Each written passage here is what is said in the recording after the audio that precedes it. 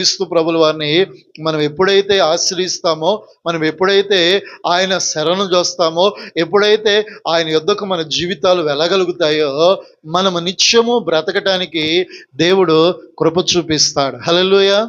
ఏం చూపిస్తాడంట? కృప చూపిస్తాడు. ఎందుకంటే మనము ఆశ్రయించవలసిన దేవుని తప్ప ఆశ్రయించకూడని వాటిని అన్నిటినీ మనుషుడు ఏం చేస్తున్నాడు? మనం ఎవరిని ఆశ్రయించాలి? ఎందుకు ఆశ్రయించాలి?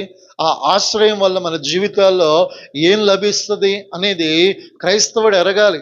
ఇంకా సమస్య వచ్చినప్పుడు, ఇంకా కష్టం వచ్చినప్పుడు, ఇంకా ఇబ్బంది వచ్చినప్పుడు ఎవరో వైపు ఎటో వైపు ఆలోచించకూడదు. క్రైస్తవుడు శ్రమ కలిగిన, కష్టం కలిగిన మొట్టమొదట ప్రిఫరెన్స్ ఎవరికి ఇవ్వాలంట? దేవునికి ఇవ్వాలి. వెంటనే మోకరించి ప్రభు సన్నిధిలో, ప్రభువా నీవే నా దిక్కు, నీవే నా ఆశ్రయదుర్గము, నీవు తప్ప నాకు ఎవరూ లేరని మొట్టమొదటిగా ప్రభు యొద్ద విశ్వాస జీవితంలో మనం సరెండర్ అయిపోవాలి. ప్రభు యొద్ద ఎప్పుడైతే మనము అలా సరెండర్ అవుతామో దేవుడు మన జీవితాలను అద్భుతంగా బ్రతికించగలరు.